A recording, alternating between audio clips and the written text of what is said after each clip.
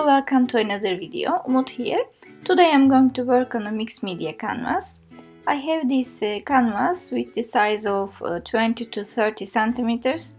I don't know in inches, here we use centimeters, but this is the size. It is pre-gessoed, but I will gesso it anyway to feel more comfortable. I put a little bit too much gesso, so I'm going to put it on the side. I'm sure it will be required at some point. I'm using distress paints today. It's only two colors, so this is broken china and the other one is seedless preserves. It's a nice blue tone and a sort of dark pink burgundy-ish color. These create a nice contrast, so I'm going to paint half of the canvas with blue and half of the canvas with other color.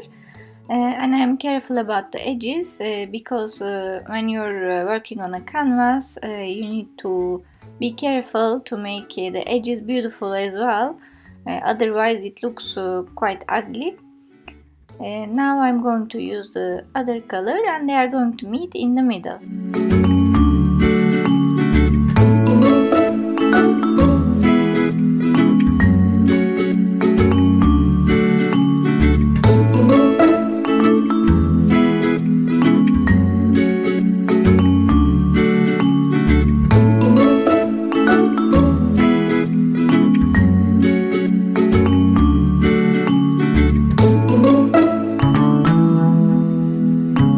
A nice transition in the middle, I'm going to dry my paint because I don't want them to blend in the middle.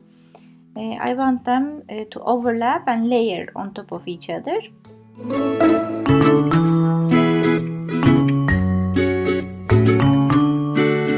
As you see now, because it's dry, I can go over this color and the blue overlaps, covers the purple color below. And the same will apply if I dry for the purple color, as you see. This was the effect I was looking for. I think now I'm done with the background. From top to bottom, I'm going to work on a design, some sort of background that will cover the middle of the canvas. You will see now I'm using this Holtz stencil that has a nice figure on it. Instead of using a texture paste, I decided to go without dimension. I'm using my heavy gesso with a sponge to dab over the stencil. If you use mixed media paint that will be liquid, it will be difficult, I think. It can seep through the stencil and spoil the design. As you see, it's more or less okay. Actually, I felt a little bit regret not using texture paste. I think it would be better, but if I do it now I need to follow the same lines. I'm not sure if I can cover, and I was a little bit lazy, so I didn't do it. I would recommend more texture paste than this if I do it all over again. This is a resin frame from Prima, so I'm going to stick it in the middle of my canvas. It's really beautiful. I like the frame a lot. I was waiting for an occasion that I would use it. I'm using a strong decoupage glue to stick in my frame. You will find a list of supplies down below at the description area, as much as I can find them. And I found these little resin elements in my stash as well from Scrapbook. And I will use these birds only, not the flowers. I look through my chipboards as well. I love Dustyatic chipboards. They are very sturdy. And I found these branches, so I'm going to use these branches. And the big one is a leftover from another collection, still Dustyatic. I don't know which one, but branches.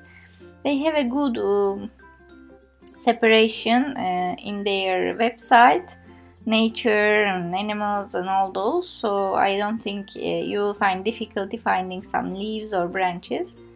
I'm covering them with gesso, and actually I will put two coats because one doesn't cover it very white. So I dry it and then I make another coat. I will just place it on each corner, on the opposite corners of this frame.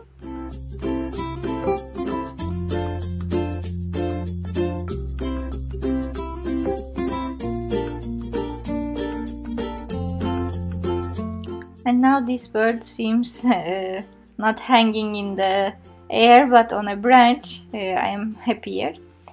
And I will cut up this branch because it's too big for my canvas. So I will use pieces of branches.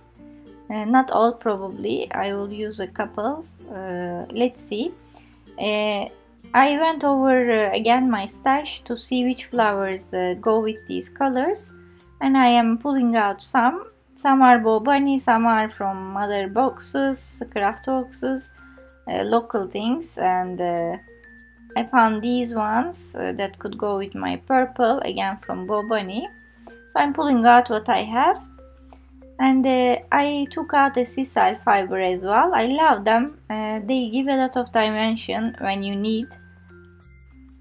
And I'm going to place my branches, then my sisal fibers.